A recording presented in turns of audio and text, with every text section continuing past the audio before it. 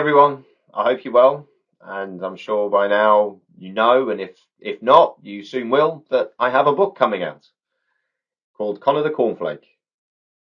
It's due out and released on the 2nd of February, but between now and then, I want to give you a little bit of an insight as to some of the characters which are also involved in the book. I appreciate that Connor the Cornflake is probably going to steal most of the thunder, but he is not the only character in the book. So between now and the release date of 2nd of February, I'm going to introduce you to some of the characters. Hopefully there'll be some good ones that you like. But every story has a story. And my story behind the creation of Connor the Cornflake is one which is possibly a bit sad. I certainly didn't plan on writing a book, and it's a bit surreal. I won't lie. It's very odd and very strange.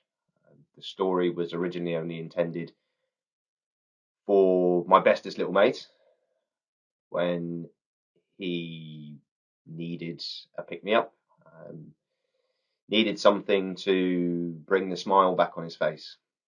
COVID and lockdowns were not pleasant for adults, let alone children, many of whom missed school for a good couple of years. It was really tough times for them. So my own son wasn't particularly coping very well. He loves playing football. He's got lots of friends. He loves school. So being at home all the time, not being able to go out, it wasn't nice. It got a little bit worse when we lost my mother, his nanny, grandmother, grandma, whatever you want to call them. But he was not in a good place. And I was struggling to find something to help him. I didn't know what to do. So I've read him stories pretty much every day, or had read him stories pretty much every day since he was born. I would often take a book with me when I used to travel overseas for a few weeks at a time, and providing I could do so, whatever the time zone, I would try and read him a story at his bedtime before going to sleep. So one evening when he turns round and says, "Dad, I don't want a story tonight. My books are boring. I just want to go to sleep," and turns away and faces the wall, I was devastated. I clearly had to do something. I just wasn't particularly sure what. So that's how this started. It started with me making a silly suggestion that I write him a story with his name as one of the characters. Yeah, Dad, fine. Let's see. So I turned out the light, grabbed a pen, a piece of paper, and started putting some plans together. First of all, I had never written a story since school, which is a long time ago. So where do I start? I started with his name. I said I'd use his name as a character, so it's as good a place as any. Looked at what could potentially be a character for him. Connor the cauliflower didn't sound great. Connor the cabbage wouldn't be very nice. What could I do? Eventually, I stumbled on Connor the Cornflake. That was good. I quite liked the sound of that.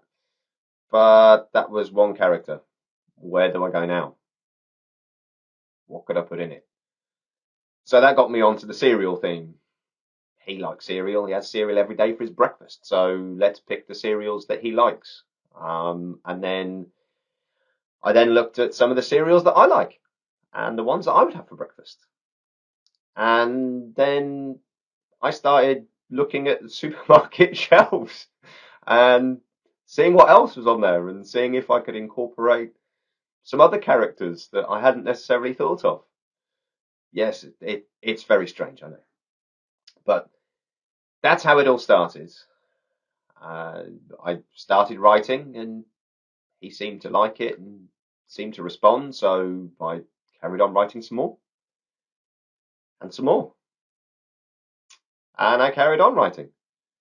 And every time I wrote an extra bit, the twinkle in his eye returned, the smile on his face was something I hadn't seen for a while, and it was nice to see. So I was determined to carry on and carry on and carry on until it reached the end, by which time he was back.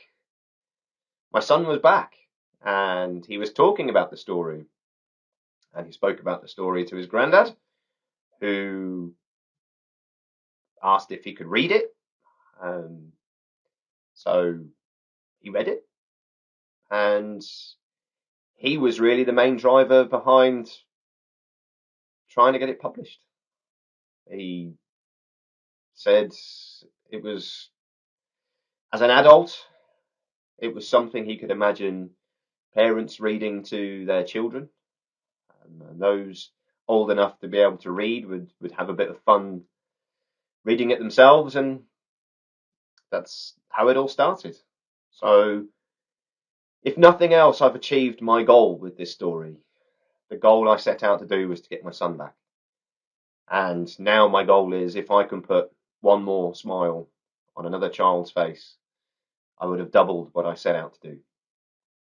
So, that's the story behind the story.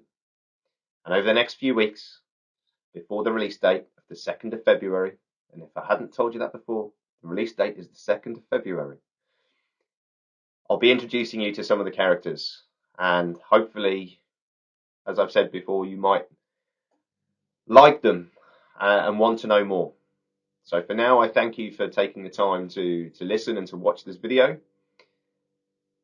and look out for the next ones. Take care all.